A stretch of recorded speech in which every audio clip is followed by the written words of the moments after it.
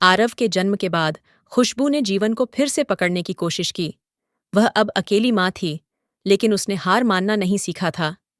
वह रोज मंदिर जाती, आरव को अपने दुपट्टे में बांधकर भगवान शिव को जल चढ़ाती और बस एक बात कहती, शक्ति दो कि मैं इसे पाल सकूं।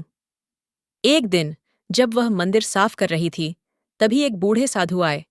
उनकी आंखों में गहराई थी और चाल में स्थिरता। उन्होंने कहा, बेटी, तुझे देखकर मुझे एक बात याद आई। सच्चा प्रेम और सच्ची भक्ति कभी व्यर्थ नहीं जाती। तेरा दुख देखा है भगवान ने। आने वाले समय में तू परख जाएगी।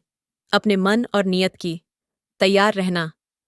खुशबू ने विनम्रता से उनके पैर छुए, लेकिन बात पूरी समझ नहीं पाई। कुछ दिनों बाद उसे एक सपना आया।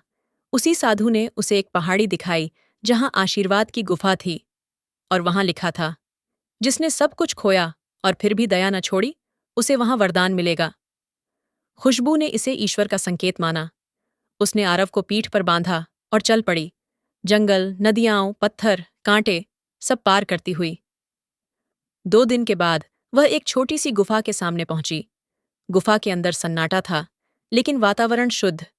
वहां एक शिवलिंग था और पास में एक ताम्रपत्र पर लिखा था, जो सिर्फ जरूरत के लिए मांगे उसे कभी अभाव नहीं होगा।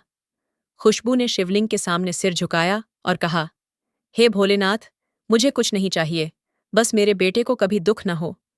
उसी समय हवा चली और सामने एक मटकी प्रकट हुई, मिट्टी की साधारण मटकी, जिसमें से हल्की सुनहरी रोशनी निकल रही थी। एक आवाज आई, इस मटकी में हर दिन उतना मिलेगा जितना तेरी नीयत साफ रखेगी, लेकिन याद रख, लोभ किया तो सब चला जाएगा।